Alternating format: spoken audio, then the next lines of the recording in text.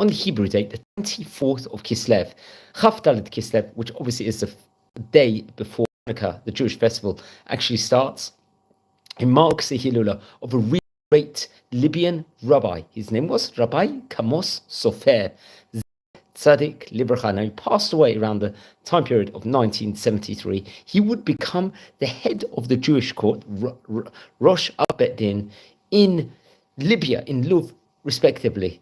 Very interesting enough, he was a really, really great rabbi at that point in time. We spoke about in the late 1800s, the early 1900s. It was a really great Torah Jewish community in of itself in Libya, and he had great descendants also. It's actually interesting, especially one of his sons, Ben Zion Sofer, I think was born, I believe, around the year 1945, and I think he was in Tripoli, if I'm not mistaken, in a region over there called Al-Zawiya, if I'm not mistaken, over there. So his father, Rabbi Kamos Sofer, was a really, really great rabbi in himself. He himself was born in Tunisia and was rabbi in these various different towns, all throughout the different vicinities. And actually, after working many, many years in Libya as a prominent rabbi and prominent judge in of itself, he would move to the land of Israel in English year 1949, and he would emigrate and bring his family with him to the Holy Land. And remember, that point in time, especially in the 1940s, especially with the establishment of the Medinat Yisrael in of itself, the vast majority of the Libyan Jews would actually come to the land of Israel and stuff, and they would actually come into various different moshavs, especially the Libyan Jewish community would. There was a famous moshav, let's just say in the Machaneh HaOlam Shvut Am, I believe. They were absorbed over there initially, and over there where they would come and settle in the moshav Alma, which I believe is part of the Galil HaElyon, and we could say, and he would himself become Rabbi Kamos Sofer will become the rabbi for many years of this moshav in of itself, really strengthening the Jewish community there in of itself. And the Yahdut, it was actually a very famous moshav in of itself. Maybe we should speak about it now for a couple of minutes. This interesting place enough.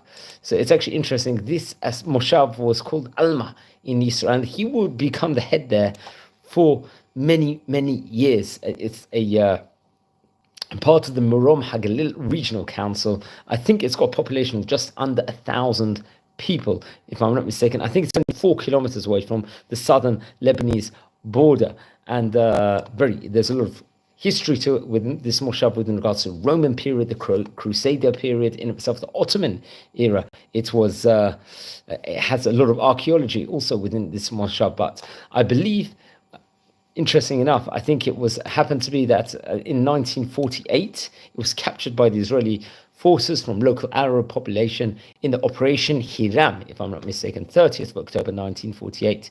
And it was very, very much documented, this place, that many people, immigrants from the Syrian community, especially from the 1st of September in the English year 1949, will actually come and settle in let's just say, inside the moshav in itself. And Rabbi Kamos Sofer would very much become a great integral part, strengthening the Jewish community over there, and very much helping the community in of itself. And I would recommend everyone to learn more within regards to that moshav in of itself. Hopefully we'll travel as a channel and visit various different places in of itself. He left descendants, including Ben Zion Sofer, who I believe was an Israeli politician, and he himself was head of the Marom Hagalil, the regional council in of itself. Now, he passed away, I believe, reported over in the English year 1987. But what's interesting, Rabbi Kamos Sofer would actually have various different grandchildren. Among one of the grandchildren is Amit Sofer, who I believe actually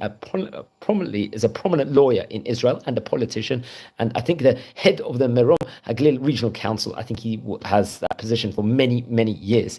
Interesting enough. Another one of his grandsons is someone with the name Ophir Sofer, very interesting enough, who has a prominent position. I think he's a Minister of Immigration and Absorption, if I'm not mistaken, on behalf of the religious Zionist party in of itself. Very, very prominent position. So he is actually part of the Knesset, the 24th Knesset in of itself. I think he was elected in the 29th of December in English year 2022 in of itself. And I think this the party, the religious Zionist party, at the moment boasts many different seats inside the Knesset in of itself. Very interesting enough. So hopefully we'll maybe dedicate a let's say a class in of itself, maybe just exploring some of the politics. It's a Hatzionit Hadatit party in of itself, which I think is headed currently by Bezalel Smotrich, if I'm not mistaken. So he left many different descendants that end up becoming great politicians all over Israel. And everyone, we've covered already many videos on the great Libyan rabbis. Here happens to be the 24th of Kislev, happens to be